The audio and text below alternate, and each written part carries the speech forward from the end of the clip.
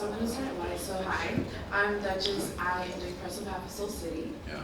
My first question for you, I know you were talking about DreamCon, like this being a crazy DreamCon. Can you tell us a little bit more about your craziest DreamCon experience? You've been here from the jump, so I'm sure you've experienced a lot. But what's been your craziest DreamCon experience? Um, I think ultimately it's always like the love that. Sorry about that. It's ultimately the love that DreamCon shows me. You feel me? Like I feel like whenever I walk through the halls or I'm on the stage and we get to show something here. I feel like those are some of the craziest experiences. I mean, actually, something super crazy just happened this DreamCon. So this DreamCon is like a collaboration with YouTube, which is like super big. That's huge, right? So I'm in the YouTube lounge, talking to one of like the heads of YouTube, and I'm just in there doing like a Q&A. It feels normal. It's a normal day, and then they're like, yeah, so we know like one of your viral videos is like giving a gift. So we at YouTube want to give a gift to you. And I'm like, a gift to me? I'm like, do you guys know how that video ends? But anyways, they walk up the gift and it's a big YouTube box. And I'm like, what could that be? And then I open it up and it's my 1 million subscriber gold plaque that I haven't got yet. And to have like YouTube and DreamCon like do that together for me was like super special. So I almost got emotional on stage. I was like, damn. I'm like, hold it in, hold it in. So yeah. That's awesome. Congratulations. Thank you. Thank you. Thank you. Hey, my name is Cleveland from Citrus Rap. My question for you is, well, you just got done working with Will Smith alongside with Martin Lawrence, Leo Thomas, and all the content creators. What was it like working with them? Did they give you any advice? And It was amazing. Those are like some of my heroes. You feel me? Like I've looked up to Will since like I was like 13, 14. Like watch his videos, watch his movies, of course, and listening to his motivational speaking. So meeting him in person was like, I don't know, it was just so surreal because he is definitely one of those like, he's exactly how you expected him to be. Same with Martin. It's like these are like two like legends, and they make sure everyone in the room feels comfy and calm and warm. And I don't know, I feel like to me when I was there, it was really about getting the job done, making sure like I did this in the most professional way possible, even though inside I'm screaming and freaking out, On the outside I'm like, action and stuff like that. But ultimately, it just was more of like a confirmation that I am on the right path and this is exactly where I was meant to be, and I should keep pushing forward because there's so many things in this path and in this life that might make you feel like you're derailed or, oh, maybe I shouldn't be doing this, but that was like a confirmation, like keep going. So ultimately it was more for like a validation, a self-validation, and they provided that, so yeah. And how did that come about? Ultimately I feel like it was just like a fruits of the labor type of situation, like it started off with like the call from Sony, like to go to the trailer, to just view like a Bad Boys trailer, and I was like, okay, this is cool, like let's do it, We didn't even know like Will Martin was gonna be there, and they pulled through, and they're talking at the trailer and they're introducing the trailer, and then afterwards it's like a photo op. So now like heart's pounding because I'm like, damn, like I get to take a picture with them. Like I didn't expect that. So I'm waiting in the line and I'm like going in my head about all the things I should say or maybe the things I shouldn't say. And I blink my eyes and now I'm second in line. I'm like, okay, I gotta go up there. So I go up there, of course, I walk up to them and I just ramble. I'm yapping, you feel me? I'm saying all the things that like, I'm pouring out my heart because it's like, these are like, my heroes. So ultimately, we take the picture, I walk away, I'm in my head like, damn, I think I messed that up, Next thing I know, I get the call from WriterBoy. He's like, hey, Sony just contacted us. You know what I'm saying? They loved you, and they want to work. Absolutely. You know what I'm saying? Absolutely. And then Ryder, he had this whole thing set up for me where, go ahead, explain. Literally, so initially when he went to the Bad Boys premiere, my first thought process was King Vader, Will Smith, Martin Lawrence, that's a collaboration that I want to happen. I want to make that happen. I'm not gonna lie, because I want to be very honest with you guys. It's not always yeses every time. Yeah. The first time I asked or requested for this to be a moment, it was a no. And then I guess being at that premiere and everything like that, one of Will's team knew who Vader was. And so the first no was 2 weeks before the yes. 2 weeks later, I get a call and they're like, hey, we actually want to revisit this. Would King Vader want to shoot with Will Smith and Martin Lawrence? I called one of my partners, Irv, and I told him to record Vader, because I'm about to call him and tell him what I've just been asked by Sony. And this is when I'm at a completely different event. So I'm like, That's with Disney? yeah, I was working with Disney at the time, so like my mind was like focused on this, and then my boy Irv, he's recording me, and I'm like, okay, well that's weird. And then I'm like, okay, I got a phone call. It's the writer, so like, what's going on? And then he gives me the news, and I literally freak out on camera, and it became a reality. So yeah. That's amazing. Thank you. It's one thing to talk about it. It's another to be in the presence of it. Mm-hmm. That's so fire. Yeah. So amazing.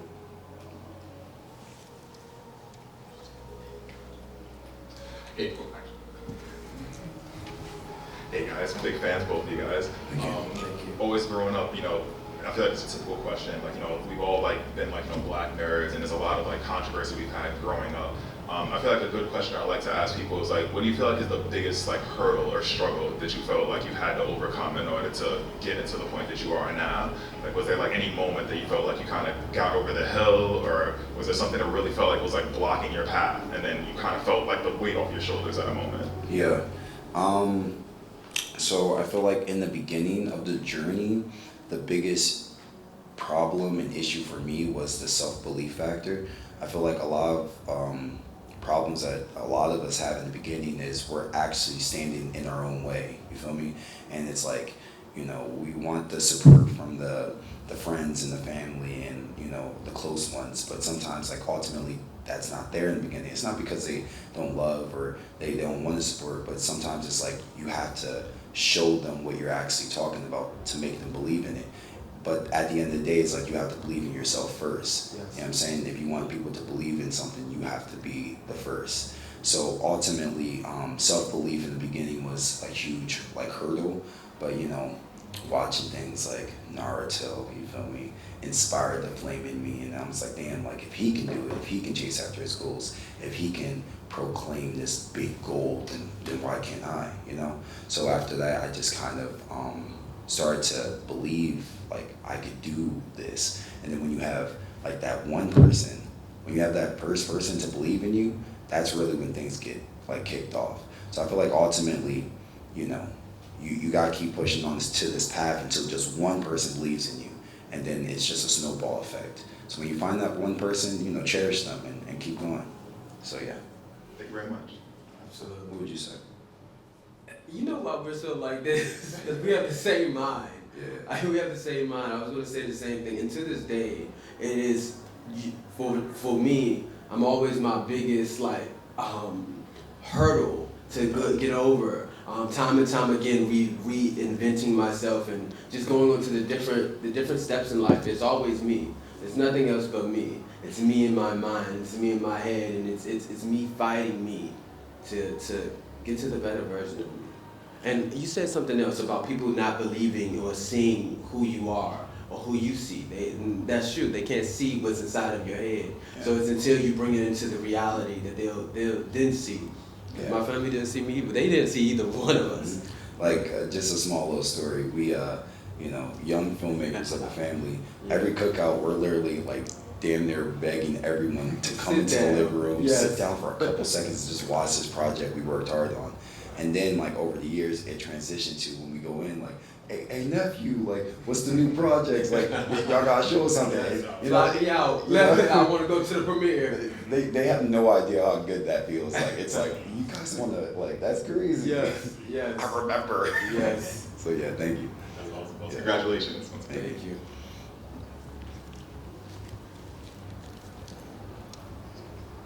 We really have the same mind. I actually have a question for both of y'all. I know with me growing up, I was always had that one saying or motivational quote that someone's always gave me that kind of just keep me going sometime. I had like a quote, this is the song me and my brother did. It was that no stress, everything's gonna be fun. Y'all have something that just, when y'all get down, you have something that kind of gets y'all going, something y'all say in your head or something y'all look at? Like I said, I got a lot of motivation from like Naruto, Will Smith, and like I have a lot of different people I listen to. Something that really stuck with me with Will Smith is he said that those who say they can and those who say they can't are both usually right. You know what I'm saying? And that just comes down to self-belief. So if you say you can do something, it's ultimately up to you to make it happen, but you saying it is kind of like already halfway. You're already halfway there. So I feel like ultimately, you know, you're gonna get down, but you know, knowing that it's up to you and you can like bring yourself out of that darkness or that storm with your words, you know what I'm saying? Like you speak things into existence all the time. So it's like, to me, that's really what keeps me, you know, going. So dope. For me, there's one thing I always repeat, especially in like times where I fall short. I always say nothing just happens. Nothing just happens, because it doesn't, and my destiny is guaranteed. So if this fell short in this moment, it's okay, because nothing just happens. I'm gonna get to where I'm going regardless. There's nothing that can stop me, not even me. Yeah. My destiny is certified. When I got that note from Sony, nothing just happens. 2 weeks later, I got my yes. I'm okay. I'm okay. Yeah, but nothing just happens for me. Thank you.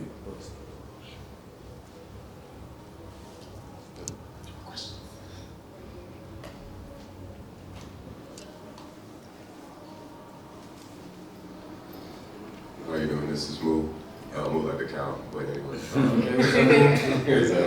What is your big why that can help you push past self-doubt and self-belief when you are in those times? What's your big why?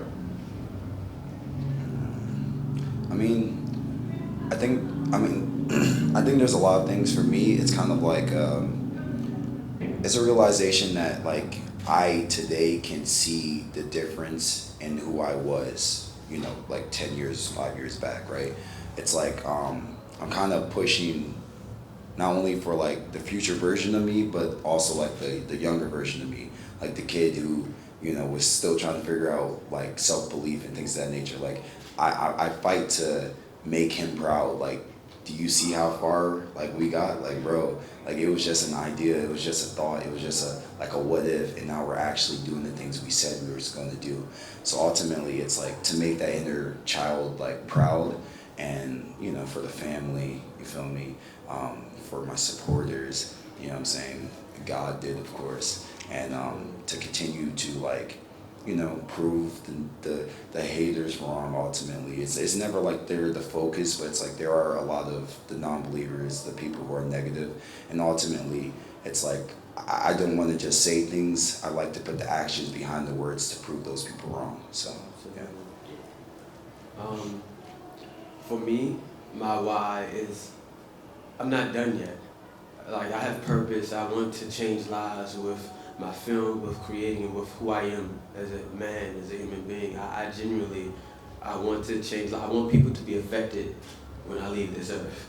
I want that, and I'm not done with that yet. Although I see my presence has done so much for certain people, I still got so much to do. So much to do in a little bit of time. So that's my why. Yes, sir. That's my why. Mm-hmm.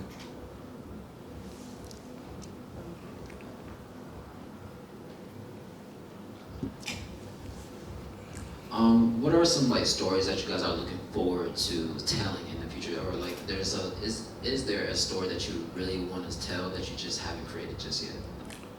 I mean, I feel like as filmmakers and creatives, we literally have so many ideas. You feel me? And it ultimately comes down to like when and like you know, like when's the right time to tell these stories. You feel me? Because you know, I have like ideas, like huge ideas in the future. Like one of my favorite films is Inception.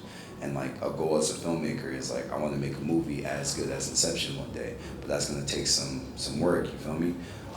But yeah, I mean, there's a lot of different stories and perspectives that I want to tell. Same. I think that, and then full transparency, we're already working on them, working on creating the next films for the next 2, 3, 4, 5 years of our career. We're developing already. And then, full transparency, I have films that are coming out next year. I have films that I know is going to be my Nobel Peace Prize. I want everything. Our babies, the ones Yes. that we know, like, okay, when we're on, now it's like, now we can make the one we really want to make. Absolutely. You feel me? But we're gonna touch a bunch of genres, you know. Yes. I want to do the action comedies, the sci-fis. I want to Yes. do horror, of course the comedies. I don't know if I'm gonna do romance. You feel me? I don't know if I'm gonna do romance. You feel me? But like, you know, horror. Like, I didn't think I'd ever like be into like the scary and to the suspense, but through like doing like, you know, skits and Don't Disrespect Halloween, I actually found a love for like the horror killers and the genres and, you know, scary and all that. So yeah. And with you put out a combination of Hi-Fi Rush. Yeah. How was it having that synchronization with the music? Yeah. And also knowing the importance of sound design and also how music can be a energy to push emotion. Yeah, so I mean, for me, it's like, you know, music has been like a huge part of like the push into like my creative, and like I don't even know where it came from. It's just like, you know, I'm a enjoyer of music, you know, of all genres. I don't even just specifically like this or that. It's like I listen to everything. So it's like I hear something to my ear, a melody. I'm like, damn, like that's fire. You feel me? And you know, ultimately, when you hear something that inspires you, you get these ideas, these visions, and you wanna create these. You wanna show people what you see, and you know, I feel like music is gonna be a huge part in like my directing, like moving forward, whether that's through the score or a sound design or whatever. It's always gonna be a rhythm to like how I edit these things and create these things. Yeah.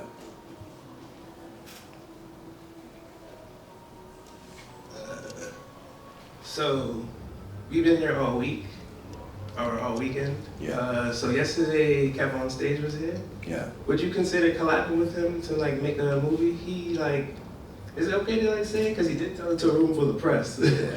He said that he had like a good idea for like a zombie movie, Yeah. but from a perspective that the zombies are actually intelligent. Yeah. Wow. And that they put on a, That's fire. they put on an act, and it was like linked back to like how black people used to act back in the days, like in slavery times where they thought we were dumb, but like we weren't, but we had to put on the act. So he was like, the zombies basically are like that. So he wanted to put on a film like that, but he said he was having trouble figuring out people to partner with. So Yeah. it's just not a question, it's just, Yeah.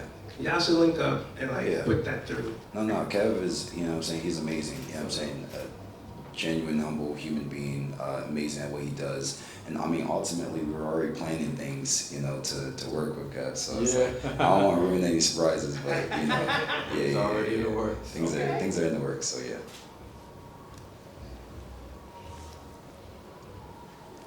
Hi, yes, Duchess again.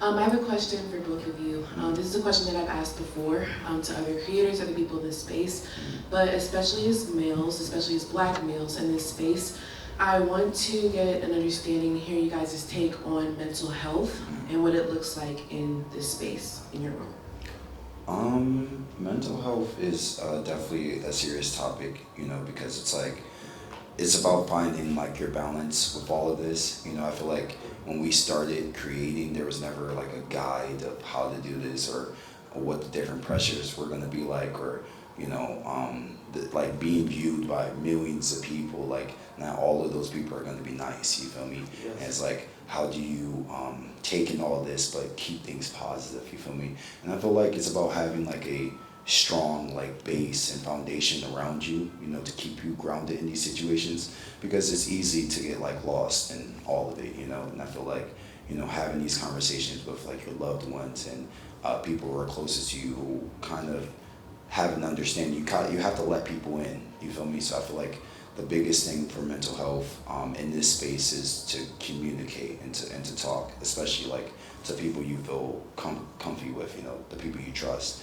I feel like ultimately a lot of people try to keep things boiled up inside, and you know, you build up, and then eventually you're gonna crash, because it's like you're carrying the world on your shoulders. You And it's pointed like, to me when you said there was no left off. you know, we're you know, No, I know. we do this, you know what I'm saying, in a sense. But ultimately, it's because like we both have, you know, a lot of, you know, pressures, and we have families, and you know, we have big dreams, and you know, we wake up every day with the ambition to chase these dreams. But it's like it takes strong mentality to wake up with this drive and, you know, push every single day. So Absolutely. I feel like communication for me is like how I get through it and maneuver. Yeah, I definitely agree with him. And one of the things that he touched on is like the circle that we have. We have a very strong foundation, a strong circle. We didn't come to Hollywood with nothing. We came to Hollywood with family. Yeah. And genuinely, like, this man has seen me tear up, cry, panic attacks, out, like everything. And we go through things together. Because especially for me, like when I wake up, I got 15 calls, I got meetings, I have this, I have that, to structure our foundation as I'm building our empire. And I've been doing this since I was, 18, 19 years old. And he's amazing at it. Thank you. And it's just about having that foundation and that circle that listens when you speak. And I'm thankful that I have that, although I complain a lot. I'm thankful that I have that. I have family that genuinely cares about my well-being. And it's not just, and then the other thing too is making sure that you make sure that your peace and your mind is a priority. Like your mental is a priority. Taking time out of the day, whether it's meditation, whether it's going on a walk. I go and walk with God daily. I go and walk with Him daily. Because this life can be amazing, but it's also very fast paced. It's also like we're going immediately. When we wake up, we go. When we go to sleep, we're thinking about what we're doing tomorrow. Like I got like 2 or 3 hours of sleep for the last week and a half before I got here because I'm on production. Yeah. And then when I go back, then we're figuring out more production. Like this is my life. And although I would never I'd never change it for the world. Yeah. But making sure that your mental health is a priority, I definitely do that. Yeah. Because it's necessary. And also like plan vacations, because you know, with us it's like if it's up to us, we're not gonna take a vacation. Absolutely We not. would just push through an entire year of just work. But ultimately I feel like a lot of creators, because we move so fast, we don't think about how important taking a step away and breathing is, because it's like you're no longer working the 9 to 5. It's a 24/7 now. It's like it's up to you how you make this happen. It's one of the biggest like hustles there is. Yeah, and So, in this industry, this is not nothing is guaranteed. This is the wild. You only eat what you catch, and so that's been our mentality for so many years. Like we have to go, we have to work, we have to do. But now we're in a position to be able to say, well, hold on, we don't have to do this month. We don't have to do that. Like let's take a break. Let's take a breath. Vader has been working with me to do that. yeah.